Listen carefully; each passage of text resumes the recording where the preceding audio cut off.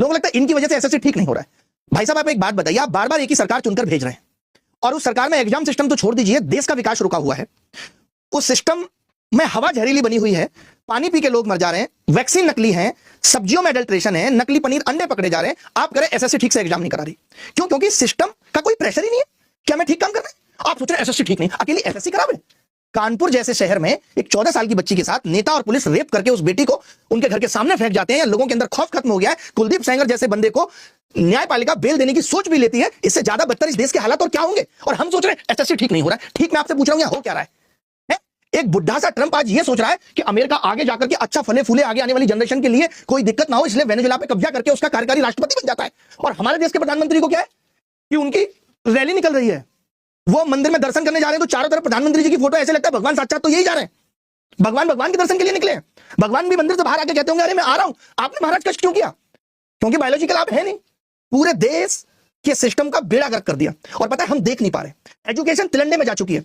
Health की यह हालत है कि एमपी में एचआईवी का ब्लड चढ़ा दिया गया। ना हमारे देश की हेल्थ ठीक है, ना हमारा एजुकेशन सिस्टम ठीक से चल रहा है। एग्जाम सिस्टम उसका तो पूछिए मत। यूपीएससी उठा लीजिए, वो कहती है हम आंसर की नहीं देंगे, उसके लिए कोर्ट जाना पड़ता है। तमाम लोग ऐसे आ रहे हैं जो ईडब्ल्यूएस का फॉर्म भर के आईएएस बन गए। यूपीएससी कोई एक्शन नहीं ले पा रही। यहां लोग नकली सर्टिफिकेट से आईएएस बन जा रहे हैं जो कि देश चलाएंगे। नेता नकली बन रहे हैं, आईएएस नकली बन रहे हैं। रेलवे टाइम से भर्ती नहीं देगा, रेलवे में बस किराया बढ़ेगा, सुविधाएं बिल्कुल नहीं बढ़ेंगी। आज आप दिल्ली की रोडों पर निकल जाइए, हमारा पब्लिक ट्रांसपोर्ट शर्म सी आ जाती है। पता है कल मैं दिल्ली में चल रहा था तो बस के पीछे शीशा टूट गया तो पिलाई लगा दी। ये हमारा पब्लिक ट्रांसपोर्ट का हाल है। फिर कहते हैं रोड पे जाम बहुत है। जब पब्लिक ट्रांसपोर्ट खराब होगा तो रोड पे जाम तो रहेगा ही। हर आदमी अपनी बैग लेके निकल लेता है और हम उम्मीद पाल कर रहे हैं एसएससी ठीक करेगी।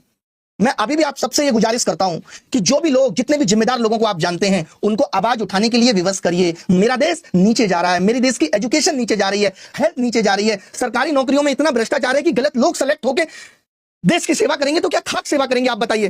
प्रधानमंत्री विकास कौशल योजना चलाई गई, उसमें 10,000 करोड़ का घोटाला है और लोगों को यह पता ही नहीं कि सरकार में घोटाले भी होते हैं। पता कैसे चलेगा? देश का मीडिया तो देश को बांटने पे तुला है, वो तो ना बेरोजगारी पे सवाल करता है। ये सरकार से सवाल किसको करना था? मीडिया को करना था। सरकार की कमियों को उजागर किसको करना था? मीडिया को करना था। तो इस देश के बुरे हालात अकेले सरकारें या पार्टियां जिम्मेदार नहीं है, इस देश का मीडिया भी जिम्मेदार है, जिसने चाट चाट के सरकार के तलवे मोदी जी को क्यों आभास हुआ कि वो भगवान है? क्योंकि लोगों ने ऐसा ट्रीट करना शुरू कर दिया कि आप बायोलॉजिकल नहीं लगते, आपके चेहरे का तेज अलग है। जो आदमी 16 लाख रुपए किलो का मशरूम खाएगा, एक से एक महंगी चीजें खाएगा, वक्त वक्त पे मैं बोल नहीं रहा हूं ऐसी चीजों के नाम खाएगा, तो चेहरे पे तेज नहीं रहेगा। आफ्टर में